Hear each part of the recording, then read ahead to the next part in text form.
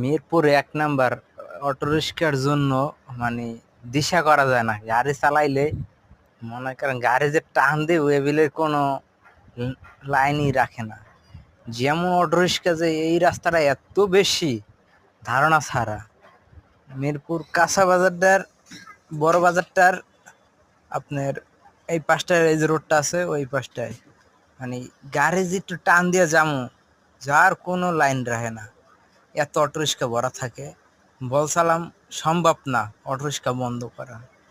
আমার মনে হয় ২৬ লাখ অটোরিকশা আছে খালি মনে হয় এই শহরের ভিতরে, আর বাইরেগুলো বাদ দিলাম।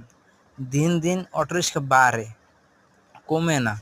নতুন নতুন ডিজাইনের অটোরিকশা নিয়ে আইতেছে এখন। আগে ছিল দুইজন তিনজন, দুইজন করে উঠতে পারতো, আর এখন দেশে ৪ জন ৫ জন করে উঠতে পারে। মানে এত বড় বড় অটোরিকশা নিয়ে এসে মনে করেন রাস্তা ব্লক হয়ে যায়। মানে ঠিক মতো যে গাড়ি চালাইবে বলি কোনো গাড়ি চালানো নাই, যেখানে থানে মনে করেন খাড়া করিয়া পার্কিং করিয়া এরা চা খায় বিড়ি খায়, তারপর মনে করেন যাত্রী লয় ভাড়া লয়, মানে যেখানে থানে খাড়াই থাকে। রাস্তার যে বাম সাইডে খাড়াইতে হইব এই মানে হুঁশ থাকে না।